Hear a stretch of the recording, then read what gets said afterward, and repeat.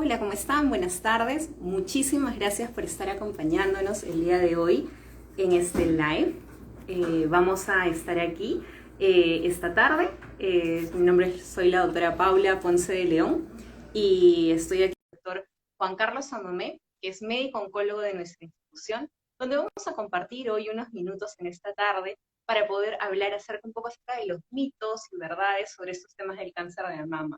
Estamos terminando este mes de octubre, que en realidad nos mencionan que es justamente el mes donde conmemoramos todos estos espacios de temas de cáncer, de prevención, de temas de cáncer, y queremos justamente hoy tener este espacio con todos ustedes para poder compartir algunos puntos de esclarecer estos mitos y verdades sobre el cáncer de mama. Vamos a hablar un poco acerca de repente estos mitos en torno a temas de edad, mitos en temas en torno a algunos diagnósticos, y de repente también nos gustaría escuchar algunas dudas o consultas que ustedes que nos están oyendo puedan transmitir. Yo soy la doctora Ponce de León, nuevamente aquí de Clínica San Felipe, viendo temas de calidad, gestión de riesgos, especialista en administración, y voy a acompañarlos esta tarde en conjunto con el doctor Juan Carlos Samamé para poder transmitir aquí en este directo el tema de mitos y verdades sobre el cáncer de mama. Esperamos ahí unos minutos, por ahí vemos que algunos de ustedes nos están saludando. Muchísimas gracias por acompañarnos en esta tarde. Por favor, allí en los comentarios pueden ingresar algunas dudas, algunas consultas, algunas de las dudas más frecuentes que tenemos. Sí. Algunas de las dudas más frecuentes que tenemos justamente están asociadas a temas de repente de edad, algunos factores de riesgo que pueden estar asociados al cáncer de mama, que es un poco las que queremos esclarecer. Hola Juan Hola Juan Carlos, Carlos, ¿cómo ¿cómo estás? estás? Bienvenido. Bienvenido. ¿Me escuchas? Yo no lo escucho. ¿Cómo estás? Ahí te escucho mejor. Perfecto, ahora sí ya te escucho muy bien. ¿Qué tal? ¿Cómo estás? Déjame acomodar esto, por favor. Un momentito. Perfecto, perfecto, Ya está. genial, fuerte y claro. Entonces, Genial. justo estaba comentándoles ya algunas de las personas que se han unido para compartir con nosotros en los siguientes minutos, que el día de hoy, justo ya entrando al cierre del mes donde conmemoramos todo este tema de prevención del cáncer de mama, íbamos a tener tu compañía justamente para conversar un poco acerca de mitos y verdades sobre el tema de cáncer de mama. Y nada, bienvenido, gracias por estar por aquí. No, al contrario, muchas gracias a ti, por favor, Paula, un placer de tenerte a ti de host aquí, de verdad que bueno, y no, a la clínica sobre todo, porque creo que es de mucha relevancia y dice mucho de que la clínica dedica un espacio y un tiempo para hablar justamente de lo que es cáncer de mama, que no solamente pasa a ser un cáncer o el cáncer más común a nivel mundial, sino creo que implica más que un simple cáncer. El cáncer de mama creo que es un ícono de muchas cosas que resume mucho más que un lazo. Y creo que eso lo vamos a comentar ahora. Exacto, exacto. Y mira, en realidad como el tema que nos trae el día de hoy es justamente hablar un poco de estos mitos y verdades, hay algunos temas que me gustaría poner en mesa para conversar. Uno de los grandes mitos es que el cáncer de mama se presenta solamente en mujeres posmenopáusicas.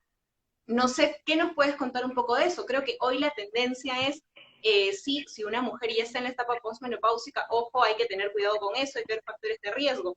Cuéntanos un poco, ¿esto es real? ¿Realmente no hay riesgos en la etapa premenopáusica? Correcto, muy buena pregunta. Mira, la edad más común de diagnóstico de cáncer de mama es entre los 55 y 60 años. Eso es una realidad. Sin embargo, las edades de diagnóstico entre los 35 y 45, que son las edades premenopáusicas, están en ascenso. Todavía no en valores o en niveles tan importantes como las posmenopáusicas, como hemos dicho, en este rango de 55-60, pero están en aumento.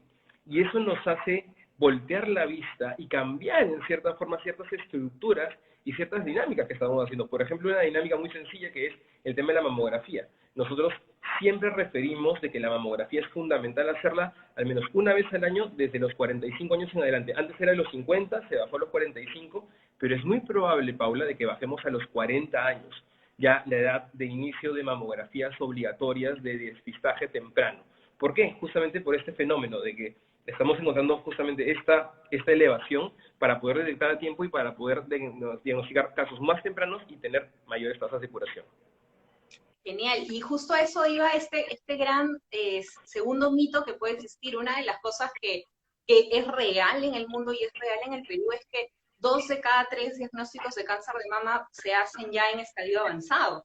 Entonces, si bien es cierto, es muy importante todo este concepto del autoexamen de mama, uno de los grandes retos con los que nos estamos enfrentando hoy es este tema. O sea, el cáncer de mama es curable, no es curable, en qué momento es curable si lo detectamos y cómo manejamos esto. ¿Realmente nos debemos apuntar a confiar solamente en el tema del autoexamen de mama?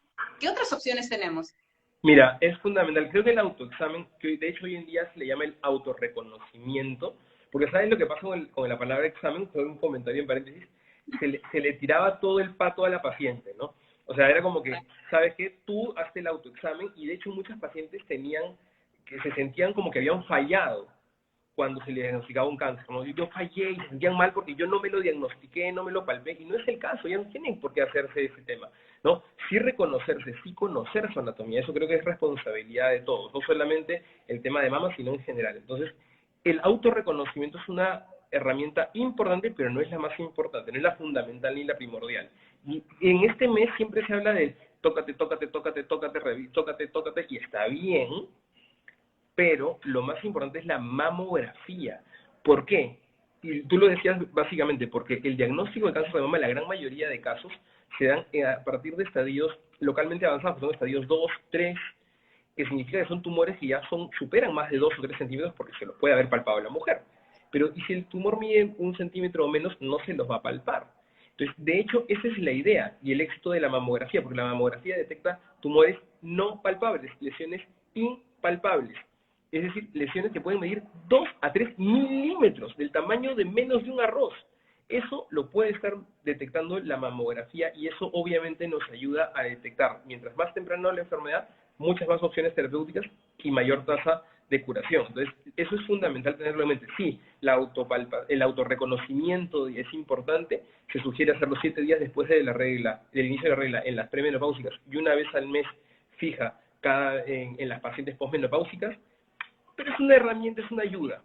Pero lo fundamental, insisto, la imagen, la mamografía sobre todo. Ok, genial.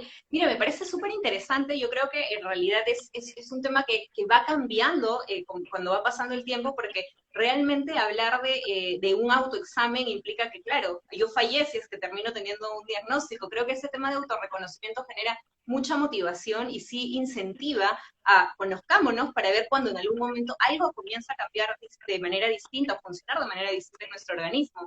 Y lo que me lleva a este tema justamente es la detección temprana hay dos mitos que son muy interesantes a abordar. El primero es que todo nódulo que una mujer detecte en este proceso de autorreconocimiento realmente es maligno, debo llegar a tener esta generación de estrés. Y en segunda instancia, creo que algo que tú has mencionado que es muy importante en relación a la detección temprana a través de las imágenes, que va a ser mi siguiente mito después de que me respondas esto. Mira, primero, no todo nódulo es tributario de cáncer. De hecho, regreso a un punto que tú decías, creo que deberíamos cambiar el tócate, tócate por conócete, conócete, o reconócete, reconócete. Deberíamos cambiar ese hashtag, digamos, ¿no? Siguiente punto, no todo nódulo que uno se palpa es cáncer. ¿Cómo poder detectarlo o sospecharlo, más allá de poder hacerte la imagen? Si tú te encuentras un nódulo y eres una paciente premenopáusica menor de 40 años, la posibilidad que tengas un cáncer en los 20, 25, 30 es extremadamente pequeña. Y menos aún si tienes carga familiar. Si no tienes carga familiar, eso es casi improbable.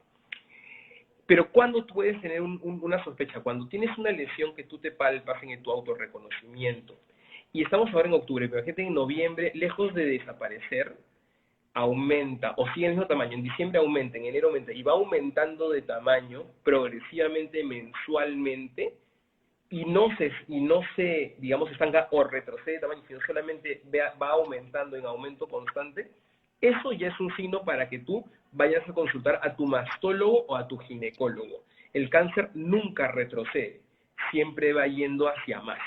Ese es un indicio que puede ser aplicado tanto para pacientes pre como pacientes posmenopáusicas, menores de 50 o mayores de 50.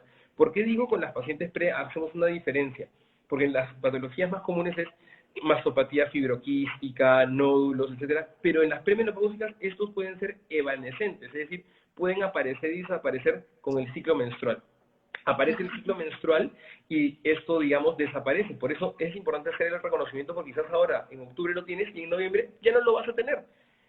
Es importante lo que dijo, si esto se mantiene en el tiempo y se perpetúa, y lejos de perpetuarse, empieza a aumentar de tamaño, signo de alarma, no para que tengas cáncer, simplemente para que consultes con tu ginecólogo de confianza, con tu mastólogo, para hacer alguna prueba adicional.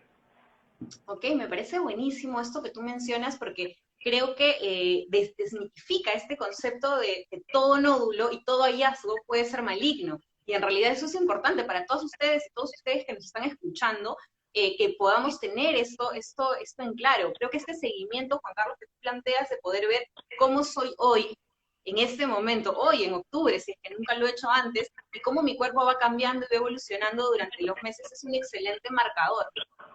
Quiero pasar a un segundo mito que es interesante, que lo he leído un poco y también está circulando mucho en redes, justamente sobre estos temores cuando hay la detección temprana. He escuchado muchísimo que algunos pacientes sienten mucho temor cuando se detectan este tipo de lesiones, tipo del tamaño de arroz o lesiones muy pequeñas, porque ellos, el mito es que si yo me genero una biopsia de este tipo de lesión, puedo hacer que el cáncer estalle. Cuéntanos un poco sobre eso. ¿Cuánto es cierto hay en este tema? Primero, voy a empezar por el final de la conclusión. Esto no es cierto, esto es falso. ¿Qué ocurre? Ocurre que antiguamente quizás a veces al sacar una muestra o retirar un tumor, a veces no se tenía el suficiente cuidado y a veces sí, pues no se manejaba de la mejor manera la zona tumoral. Y de hecho, en algunos tumores sí, la forma de poder afectar, digamos, o generar metástasis es por medio vamos a ponerlo en claro, hablarlo fácil, como si fuera un chorreo de las células tumorales. Eso ocurre generalmente en tumores de cavidad abdominal o en la zona ginecológica, ovario, por ejemplo, ¿no? Pero sin embargo, la gran mayoría de tumores se traslada o hace metástasis por vía hematológica, por vía sanguínea. Entonces, si tú haces una biopsia, lo que estás haciendo es simplemente sacar un trocito del tumor, así sea lo más pequeñito, y no lo estás rompiendo ni fragmentando, solamente sacas un pedacito con la mayor cantidad de cuidado y eso lo extraes y estás haciendo que se preserve la estructura del tumor, así entre comillas, como dicen, está encapsulado, no estás rompiendo ni cápsula ni nada, estás solamente sacando un trocito y esto no va a generar ningún tipo digamos, de chorreo de células tumorales que vayan a irse hacia otros lugares, porque no va a agarrar torrente sanguíneo ni nada por el estilo. Otra cosa es diferente que tú trocees el tumor, lo cortes, y eso no se va a hacer nunca en la vida, se hace porque no se hace, ¿no? Entonces, ese pedacito que uno obtiene es oro en polvo, porque hoy en día no solamente el diagnóstico oncológico se confirma de esa manera, sino que ya no solamente nos quedamos con el diagnóstico de lo que ve el patólogo, sino hacemos muchas más pruebas moleculares, genéticas, para poder ser mucho más precisos, porque estamos viviendo en la época de la oncología de precisión, la oncología personalizada, la oncología con nombre propio, apellido, DNI y todo, y eso está ahí, en ese pedacito. Entonces, en resumidas cuentas, no hay que tener ese temor al respecto de que esa leyenda de que se esparce el tumor con respecto a una biopsia, ¿no? Que no te toquen, eso Genial. no es el caso.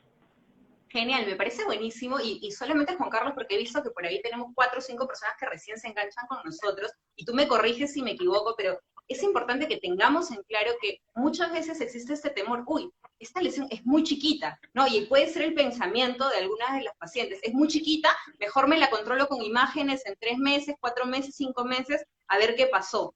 Y en realidad ese es un tiempo tan valioso como tú mencionas, porque hoy en día existen técnicas, y es más, el cáncer de mama, el tema de las biopsias, son tan dirigidas que, como tú dices, eso lo que nos va a permitir es justamente entrar de repente, 1 de cada 3, que tengamos un diagnóstico temprano, podamos tener un mejor resultado. Así que creo que es súper importante que quede recontra claro para todos los que nos están escuchando en este momento, porque ese es uno de los mitos que sí podría condicionar un riesgo muy grande, ¿no? Dejar esperar a ver qué pasa, y en 3, 4 meses la lesión está mucho más avanzada y de repente el manejo podría ser mucho más complejo, ¿no? Entonces Totalmente de acuerdo. eso me parece que es súper, súper importante. Y quisiera entrar ahora, Juan Carlos, dejando ya un poco los temas de prevención. Hay muchos mitos en torno a temas de si las conductas que nosotros tenemos en el día a día pueden incrementar o no el riesgo de tener un cáncer de mama. Y entre eso hay dos que en realidad ahí tienden a ser preguntas muy frecuentes. Una de ellas está asociada con el consumo de carne de pollo, ¿no? Que en el mundo dicen la carne de pollo, ahora los pollos no necesariamente son lo de las épocas de nuestras abuelitas, que eran supernaturales, sino hay toda una serie de tratamientos químicos y hormonales que tienen estos tipos de animales. No sé, cuéntame un poco si tú has tenido algunas pacientes que han venido con esta información. ¿Esto es mito? ¿Es verdad? ¿Realmente Mira, existe ya probada una correlación directa entre el cáncer de mama y consumo de carne de pollo en el mundo? yo le añado inclusive a, a otros productos cárnicos, porque también supuestamente en todo lo que es todo lo que es industria agropecuaria se suele añadir cierto tipo de anabólicos o de antibióticos con ese tipo de intención anabólica, ¿no? O inclusive corticoides o hormonas, ¿no? La verdad que este tipo de prácticas algunas veces se ha visto que existen, sin embargo, que esa cantidad o esa carne o ese producto quede impregnado de esa cantidad es muy poco. La vez pasada lo conversaba con algunas nutricionistas oncológicas y justamente desmitificaban este hecho y lo ponía porque había un jugador de fútbol que había venido a Perú y había dicho que había dado positivo justamente porque había consumido carne de pollo de aquí. Finalmente se dio cuenta de que esto era un bulo, ¿no? Y que no era el caso. No le había salido tan bien un poco la idea al jugador. Entonces, a lo que voy es de que se habla mucho al respecto. Las prácticas agropecuarias tienen algunas formas que pueden ser discutidas en otro momento, pero eso de que finalmente nosotros lo ingiramos y esto finalmente termine haciéndonos algún tipo de problema o de daño, no. Y cojo esto para poder hablar también de lo mismo de la leche de vaca, para poder hablar también incluso de, como te digo, otros productos cárnicos, y me meto un poquito en una variante que es el tema de las carnes rojas también, ¿no? En todo lo que es el tema de la alimentación hay mucha leyenda urbana de que no comas esto porque te va a dar. Hay que recordar que el cáncer en general no es unicausal, no es multicausal. O sea, no es porque el día de hoy me comí una parrillada, entonces ya mañana me va a dar cáncer, o pasado mañana, no, sino es lo sostenible y la cantidad, ¿no? Hoy en día hay cantidades que uno recomienda, ¿no? Se recomienda, digamos, no pasar de 500 gramos de carne roja a la semana, pero si pasé a 501 gramos no significa que ya ya perdí y ya me va a dar una neoplasia, no es el caso. Inclusive, por ejemplo, en cáncer de colon, que está mucho más estudiada esta correlación, tendrías que tener una exposición mayor de 500 gramos durante más de 10 años para que aumente solamente un 25% de riesgo. O sea, no, nunca va a ser causa y efecto.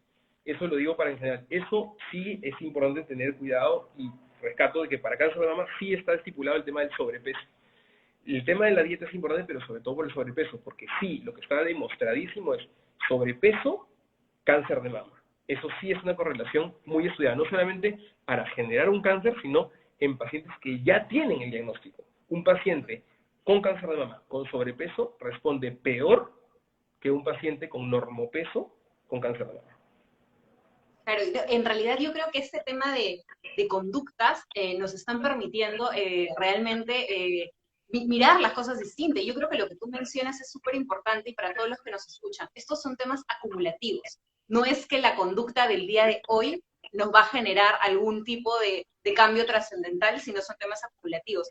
Juan Carlos, tenemos por ahí algunas preguntas que me gustaría lanzar que ya nos ha estado presentando. Nos mencionan, por ejemplo, ¿cada cuánto tiempo podría ser recomendable hacerse una ecografía de mama? Regresando un poco a este tema del diagnóstico. Normalmente nosotros hablamos de ecografías en mujeres de repente más jóvenes por densidad de mama, de ir mamografías, pero cuéntanos un poco de estos datos más precisos. ¿A qué edad una mujer debería iniciar? Lo que se recomienda es simplemente a partir de los 30 años, bueno, siempre ir al ginecólogo, el ginecólogo es el punto de inicio, ¿no? La edad de ir al ginecólogo ya va a depender de cada mujer, que se recomienda a partir del inicio de relaciones e inclusive desde antes. Pero en el tema de la ecografía, básicamente se está circunscrito como examen óptimo en mujeres premenopáusicas, es decir, menores de 45 años. ¿Y por qué? Tú lo mencionabas. Lo que ocurre es de que la densidad de la mama de la mujer joven es muy compacta y no va a permitir ver nada si es que le haces una mamografía. Va a ser una bruma, va a ser una masa blanca que no va a permitir ver si hay algún nódulo. ahí eso lo reemplaza la ecografía, porque hay que recordar que la densidad mamaria sigue siendo la misma y sigue siendo muy densa, para la redundancia, en mujeres jóvenes, que a partir de los 45 esto va disminuyendo, va decreciendo, permitiendo que la ecografía y la mamografía tenga una mejor resolución. Entonces, en los 30, cuando uno tiene 30 y se encuentra quizás algún nodulito que quizás llame la atención, tu mastólogo o el ginecólogo va a solicitar como estudio de auxiliar una ecografía para poder orientar y describir mejor si esa lesión parece algún tipo de sospecha o no. Entonces, básicamente eso es el punto. Ok, entonces no habría una edad para iniciar de repente con estas ecografías, sino lo recomendable es acudir dentro del chequeo anual o bianual que se realiza con el ginecólogo y con este proceso de autorreconocimiento, identificar en conjunto el momento más oportuno para poder realizar este procedimiento. Me quiero ir con otra pregunta que Carlita Monzón. Déjame cerrar Dale, dale. este concepto, y eso es cierto, o sea, no hay una edad en específico, pero esa es una pregunta muy repetida que hacen mis pacientes jóvenes. Los pacientes me dicen, pero debería haber un chequeo de screening. Todavía no se tiene screening de ecografía, no se tiene. Que quizás en un futuro se tenga, sí, pero a día de hoy ecografía de screening en mujeres menores de 40 años no existe. Próximamente, quizás, a día de hoy, a partir de los 45 y quizás a partir de los 40. Pero si no, solamente es reactivo, digamos. Si hay una lesión sospechosa, se recurre a ecografía en mujeres menores de 40 a 45 años. Perfecto, muchísimas gracias, Juan Carlos. Y ahí tengo una pregunta que va un poco en torno justamente a este tema de autorreconocimiento. Carlita Monzón nos dice, o sea, si hay dolor a nivel de mamas, pero no hay presencia de nódulos y demás, ¿necesariamente esto podría indicar alguna situación de riesgo? No necesariamente, porque generalmente, a ver, se habla mucho de que lo que no duele es cáncer y lo que duele, digamos, puede ser cualquier otra cosa. No necesariamente. Hay lesiones oncológicas que pueden doler, pero sin embargo, como línea general, las lesiones benignas que hemos mencionado, que son las que aparecen y desaparecen con el ciclo menstrual en las mujeres jóvenes, suelen ser muy fastidiosas durante el periodo menstrual. Y luego de la menstruación, digamos que ya ese dolor, digamos, disminuye, ¿no? Entonces, no hay que correlacionar el tema de la aparición de un nódulo o un bulto hacia ello no hay dolor, simplemente al tema de la evolución del mismo y del crecimiento del mismo. Ese es el signo de alarma que tenemos que tener en cuenta. Más allá de que pueda arder o no, porque por ahí menciona María Eliana de que arde o no arde, más allá de si arde o duele, más allá de ello, el signo tiene que ser el tema del diámetro y el reconocer los diámetros y hacer el seguimiento de diámetros. No, yo creo que es súper claro lo que mencionas y gracias por jalar ese punto. O sea, yo creo que es importante que para todos los que nos están escuchando quede muy en claro que hablamos de que el cáncer es un tema evolutivo y en el cáncer de mama más aún. Estos temas de dolor, ardor, pueden estar asociados a cambios hormonales del propio ciclo regular en todas las mujeres. Entonces, es importante ver justamente los espacios disruptivos o los cambios que se puedan dar. Juan Carlos, por ahí teníamos una pregunta, porque quiero que las tomemos en torno a los temas diagnósticos. Y tenía alguien que nos preguntaba, que es Janet Flavia, que nos hablaba un poco acerca de su mamá. Nos decía, si ella tiene una mama reconstruida con una prótesis con silicona, ¿es necesario que pase un chequeo anual de mamografía anual? ¿Sería necesario hacerlo o no? ¿Cuál sería la recomendación? Mira, es una muy buena pregunta y de hecho Janet es nuestra seguidora y paciente nuestra en la clínica. Así que cuando uno tiene una prótesis, el estudio ideal, de hecho, es la resonancia, pero sí se puede hacer la mamografía con prótesis. Sí se puede hacer, solamente que se tiene que avisar y se tiene que hacer como una incidencia especial. Pero se puede hacer mamografía anual como se hace normalmente. Ojo, hay que entender el porqué de la prótesis, porque si es una prótesis, si es, digamos, de reconstrucción, porque ya no hay glándula, entonces ya no habría sentido. Si hay una prótesis estética, sí, porque es prótesis más glándula mamaria. Entonces, en ese caso sí se puede hacer la mamografía de control. Si no, también la resonancia magnética para poder hacer algún tipo de vista si es que está encapsulado o no. Pero sí se puede hacer en estos casos. Ok, genial. Entonces, en realidad, uno de los puntos a considerar es que sí se puede hacer una mamografía con una prótesis, y la relevancia está cuando tenemos la prótesis más la glándula mamaria todavía preservada, ¿no? Si ya Correcto. no existe glándula mamaria, si ha habido una resección de la misma, no sería necesario tener que realizar. La mamografía ahí digamos, no sería tan idónea, sería para poder revisar la mama del costado, que muchas veces es la que se tiene que simetrizar, ¿no? Se tiene que acomodar a los tamaños de la otra. Entonces, pero mama, cuando hay mama, generalmente por tema estético, ¿ah? Cuando hay mama más prótesis, puede hacerse la ecografía, idealmente resonancia. Genial. Y Juan Carlos, por ahí tenemos ahí a uno de los seguidores también que nos pone este tema en mesa, ¿no? Que estamos, creo que el tema del cáncer de mama y mucho con el tema que viene cambiando, ¿no? Tenemos el lazo rosado y estamos hablando mucho en el tema de las mujeres premenopáusicas, posmenopáusicas, pero también es importante recordar que el cáncer de mama tiene un factor genético de fondo, que no solamente, obviamente, afecta a mujeres. Tenemos un seguidor que nos pregunta, qué comentarios podríamos tener sobre el cáncer de mama en varones? Que en realidad es un tema que no se discute mucho, no se pone mucho en mesa, pero creo que también es relevante. No sé si nos puedes comentar algo al Es respecto. real, es real. El cáncer de mama en varones ocurre, es una realidad. Sin embargo, también como es real, es muy poco frecuente de ver. O sea, se considera que está entre 1 y 5.000, 1 y 6.000 casos, y cuando ocurre, la edad normalmente también se da entre 60 años o un poquito más, y se diagnostica igual, es un bulto en la tetilla, ¿no? Lo que pasa es que muchas veces el varón lo deja, pues, piensa que es algo pasajero, que a él no le va a dar cáncer de mama porque es varón, y ahí hay un error, es un gran error. Cuando se han hecho los estudios biológicos, tienen las mismas características de cáncer de mama, el tratamiento es el mismo de cáncer de mama, el abordaje es el mismo de cáncer de mama, solo que una característica, hay que vincular a este paciente con el diagnóstico inmediatamente con consejería genética, porque la posibilidad que un varón tenga cáncer de mama eleva muchísimo la posibilidad que entre a un concepto que voy a también aprovechar para hablar, que es cáncer de mama hereditario. Una pregunta muy común que hace Paula es, mi abuela tuvo cáncer de mama, mi tía tuvo cáncer de mama, yo también voy a tener cáncer de mama, y hablamos del concepto de cáncer de mama hereditario.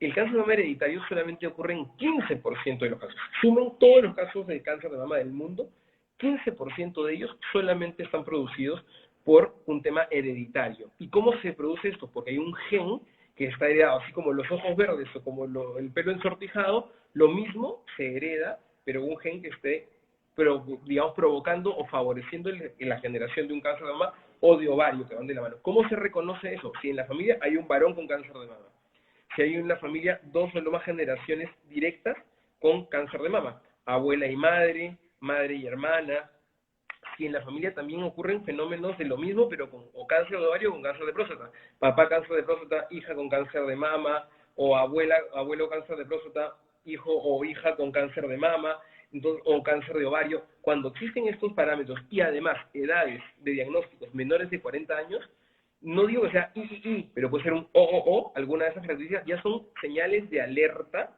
que tienen que hacer pensar de que quizás ese cáncer no solamente tiene un tema general, sino ya hay una vinculación. Una forma también normal o coloquial de poder entender que el cáncer, digamos, es algo esporádico, es cuando un diagnóstico se hace a partir de los 70 años. Cuando el diagnóstico, porque mi abuela o mi tía tuvo un cáncer a los 75, 80 años, lo más probable es que en tu caso no te vaya a afectar porque es un cáncer poblacional, de riesgo poblacional. Pero si tu abuela tuvo un cáncer antes de los 40 años o a los 40 años, ya podría ser un signo de alarma para poder estar en este grupo de 15%. ¿Cómo se confirma esto? Con un estudio genético que te lo va a mandar tu oncólogo o tu mastólogo. Ok, en realidad eso me parece que es trascendental tenerlo en claro porque muchas veces acabas de tocar algo que a mí me parece súper importante cuando hablamos del concepto del cáncer poblacional versus el hereditario, ¿no? Porque hoy por hoy que en realidad la información fluye muchísimo más, que hay mucho más este tema de las conductas saludables, muchas veces llega a generar un impacto psicológico muy fuerte el tener a alguien en la familia con un diagnóstico oncológico. Y muchas veces eso marca a la familia, ¿no? Y por ahí de repente algunos de los que nos están escuchando en algún momento lo han vivido desafortunadamente, que es alguien en la familia de segunda o tercera línea está con cáncer y en la familia todos se volvieron vegetarianos, todos dejaron de comer pollo, todos dejaron de comer carne. Y yo creo que algo que es importante es las decisiones que se tomen en relación a nuestros hábitos de vida, a nuestros hábitos alimenticios, tienen que estar motivados por nosotros, ¿no? Y Exacto. tal como tú lo dices, o sea, un diagnóstico oncológico en menores de 40 años es algo que nos podría levantar una alerta roja, ¿no? Pero sí hay este bloque de cánceres que están asociados muchísimo más a temas epidemiológicos. Por ahí teníamos algunas preguntas en torno a temas de alimentos, que los azúcares muy procesados pueden incentivar o incrementar el cáncer, que va asociado un poco con eso de las conductas avícolas. Por ahí alguien nos comentaba también que en algunos países están comenzando a generar este tipo de restricciones, pero creo que queda claro que en realidad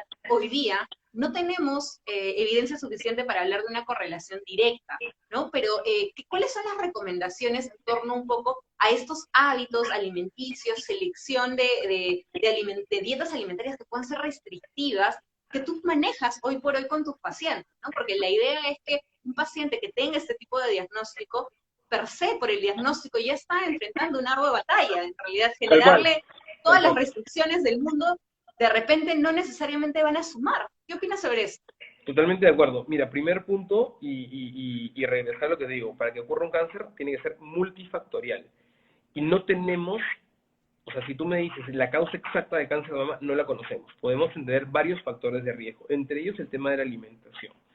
Regreso al punto, de la alimentación se ha hablado de carne roja, hemos hablado del pollo hormonizado, hemos hablado de los azúcares, o de refinados, o del consumo de azúcar en general. Todo eso no tiene, digamos, que sea descontextualizado, porque lo que es correcto y lo que sí hay que tener en cuenta es el factor de obesidad o de sobrepeso. ¿El comer más azúcar te va a favorecer cáncer de mama? No, pero si yo como mucha más azúcar que el resto, voy a derivar en un sobrepeso. Y al derivar en un sobrepeso, ahí sí tengo más números para obtener cáncer de mama. Y no solamente azúcares, cualquier tipo de alimento. Si yo consumo mucha más carne roja, voy a tener más posibilidades de tener un cáncer de mama, no solamente cáncer de mama, sino quizás también cáncer de colon, otras cosas. Pero, ¿por qué digo esto? Por, nuevamente, el tema del sobrepeso y de la obesidad. El alcohol lo mismo. Entonces, ¿por qué menciono todo este punto? Podríamos hacer un live entero netamente de lo que son los mitos alimenticios, pero quiero que se queden con algo, por favor, todas las personas. El tema del sobrepeso y el ejercicio es lo que está más, digamos, de la mano. Si tú vas a llegar a un sobrepeso, ¿por qué? Pues porque estás comiendo mucho más de la cuenta, lo que sea, carbohidratos, grasas o proteínas, y adicionalmente no haces ningún tipo de ejercicio, te estás cocinando las posibilidades de generar cualquier tipo de cáncer o cualquier tipo de enfermedad crónica. Cardiovascular, y eso no me vas a dejar mentir tú, cardiovascular, la que fuera, ¿no? Entonces, ahí ya de hecho se calcula que más o menos hay un 40% de posibilidades de protección si implementamos en nuestra vida solamente lo que es una dieta saludable balanceada, ejercicio, no alcohol y no tabaco. Con eso de ahí 40% de posibilidades de evitar el tema de una neoplasia y algunas otras cosas más. Entonces, es fácil de decir, no hay que admitirlo, pero es difícil de cumplir a veces, ¿no? Pero así lo vamos. Claro que sí, solamente ahí, antes de regresar un poco al tema hereditario, el tinte de cabello, estas toxinas que pueden estar, no tiene mito, ¿verdad? Falso. Perfecto, perfecto, mito completo. Entonces, quisiera abocarme estos minutos para ir cerrando, porque ahí he visto que Nolar y Clay, que por ahí están, nos han hecho algunas preguntas interesantes en torno al tema hereditario. ¿Cáncer de mama, ovario, próstata son los únicos hereditarios? ¿Podría haber alguno otro más? ¿Es el tipo de cáncer el asociado al tema hereditario o es la forma de presentación? No, es que ya hay combos estudiados, ya hay combos. Por ejemplo, cáncer de mama y ovario están muy vinculados, ¿no?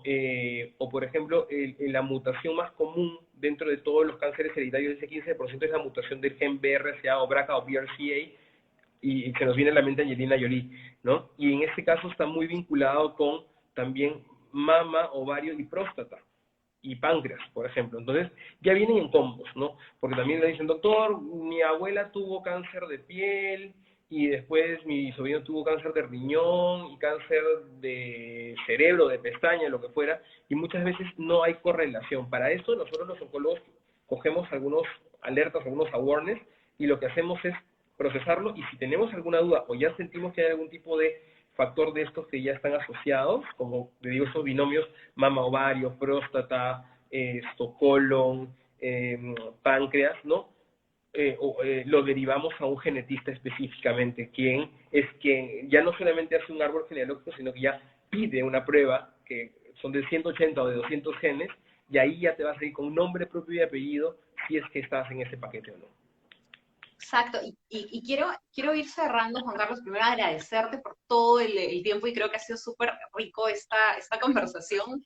Seguro hay para mucho más para poder repetirla y seguir compartiendo con la audiencia que hemos tenido, pero hay un tema que quiero dejar un poco cerrado porque creo que dentro de los que nos oyen probablemente tenemos un grupo grande, menores de 30 o menores de 40, y lo que no quisiera es que nos vayamos con esta sensación. Por ahí alguien nos preguntó, ¿eso quiere decir que si tengo un diagnóstico oncológico antes de los 40, tengo que ir corriendo y hacerme un mapa genético de absolutamente todo? ¿Es lo recomendable? Porque de ahí vamos a tener ahora el boom de los diagnósticos genéticos, si fuera el caso, ¿no? Cuéntanos un poco, ¿cómo podríamos abordar eso? Porque creo que ese es el temor en los dos extremos, ¿no? Claro. Dejamos el granito de arroz a ver qué pasa, o tenemos un diagnóstico inicial temprano y hacemos todo, ¿no? ¿Cuál sería la recomendación? Mira, yo creo que ahí parece que ver cada caso, ¿no? Si bien es cierto de que hay normas, hay guías y parámetros que te indican ciertos parámetros, pero tienes que analizar cada caso, ¿no? Tampoco no podemos irnos a ningún extremo es bueno, ¿no? Pero sí es cierto de que en una persona con un diagnóstico menor de 40 años, sí por defecto derivamos a genética. ¿Por qué? Porque nos interesa entender si es que cae dentro de estos grupos para saber si podemos beneficiarnos de tratamientos o de más tratamientos. Hoy en día la oncología moderna ya no solamente es quimio y radio, hoy en día es quimio, es radio, es terapia biológica dirigida, inmunoterapia, y tenemos nosotros ciertos marcadores que tenemos que ir investigando e ir rastreando para poder dar tratamientos lo más específicamente posibles y por ende lograr los niveles de sobrevida del cáncer que estamos logrando como nunca antes en la historia de la humanidad e inclusive en algunos cánceres curándolos. O sea, esto no viene de la nada, esto viene por información y la información nos lo dan los genes, nos lo dan los tejidos, las biopsias. Entonces, justamente hacia eso nosotros estamos yendo y el mensaje, como tú bien dices, yo creo que aquí es el mensaje netamente de la prevención y también un mensaje importante para las personas que ya tienen un diagnóstico de cáncer, porque muchas personas dicen, oye, ¿sabes qué? Muy bonito el mes de cáncer de mama, pero a mí ya me dio, o sea, ya me dio. Pero pues el mensaje también va para ti, para decirte que hoy en día tenemos mucha más tecnología, mucha más información, muchos mejores tratamientos. No solamente en la clínica, porque la clínica, gracias a Dios, es uno de los top a nivel de Perú en lo que es el tema de tratamientos y en oncología, sino en general, para poder ofrecerte a ti, para poder ayudarte. Entonces, el mes, yo más que el mes de la prevención, yo digo es el mes de cáncer de mama, porque está vinculado en todos los escenarios, en todos los pacientes, inclusive para personas que se nos fueron, se nos adelantaron, para todos, para recordar que esto se puede prevenir. Sí, el cáncer de mama es el más común, pero la ventaja inmediatamente es que podemos prevenirlo, como ya hemos dicho, reconociendo nuestros cuerpos, haciendo imágenes, mamografías y conversando del tema, haciendo estos foros que estoy seguro de que todos nosotros, en las 26, 30 y tantas personas que han estado conectadas y que seguramente verán esto, que van a ser muchas más, whatsappearán, dirán, oye, he visto esto, he leído esto, invitar a que lo whatsappeen en el chat de la familia, tía, cuando hice la mamografía, que vengan a la clínica, que vengan y se hagan las pruebas, en la clínica manejamos el cáncer de forma integral y lo podemos manejar para poder ayudarlos, ¿no? Y por ahí termino con lo que comentaron al principio, ¿no? Y dijeron, oye, ¿por qué no hay cáncer de cuello uterino? Pues, Paula, creo que será esta la charla número 1 de unas cuantas que creo que tendrá que venir. De todas maneras, yo estoy totalmente segura de eso y creo que sí quiero rescatar, uno, agradecer a las treinta y tantas personas, como dices, que nos han estado acompañando con esto, ha sido una interacción súper dinámica. Por ahí, si es que alguien sintió que su pregunta no fue tomada, igual las vamos a responder en interno, pierdan cuidado, pero yo creo que sí es importante resaltar lo que tú mencionas, Juan Carlos. Lo primero es, esto se previene, se identifica y se trata. Hoy día tenemos ya las herramientas para poder hacerlo. Ya, y quienes lo tienen, podemos seguir junto con ellos. Y el tratamiento no estamos hablando de que acá se trata un cáncer, se trata a una persona. Se trata de una persona de manera integral, a nivel psicológico, emocional, orgánico y a nivel familiar. Y es muy importante que tengan todos estos puntos en consideración. Y como dices, este mes no es solamente el mes rosado de prevención, sino es de repente ese call to action de movámonos un poco y realmente hagamos ese ruido que necesitamos para motivar a nuestros familiares, a nuestros amigos a acudir a una consulta, a venir para realizarse sus chequeos. Por favor, si encuentran alguna cosa en redes sociales, en Google, ahí, que de repente hay dudas o consultas, escríbanos por interno al chat al chat de la clínica para poder ayudarlos, orientarlos, porque muchas veces, así como hemos visto el día de hoy, tenemos muchos fake news y tenemos muchos mitos que andan circulando en redes y nuestra misión dentro del grupo médico es tratar de absolverlos. Tal cual. Muchísimas gracias, Juan Carlos, y muchísimas gracias a todos y será hasta una nueva oportunidad. Ha sido un gusto poder compartir con ustedes y muchas, muchas gracias. Cuídense No, mucho. gracias a todos, cuídense mucho y como dice Paula, definitivamente va a ser para una siguiente oportunidad. Y guarden algo que hemos estado moviendo nosotros aquí en redes. Chequéate, no tengas miedo. Es un hashtag que hemos estado moviendo y como dice Paula, preguntas para la clínica, ahí en el DM de la clínica o si no en el DM de Aprendiendo sobre el Cáncer que lo estamos manejando nosotros. Un beso y un abrazo para todos y un beso también para ti, Paula. Muchas gracias. Muchas gracias, cuídense. Hasta luego. Bye, chao. Chao. Hasta otra oportunidad.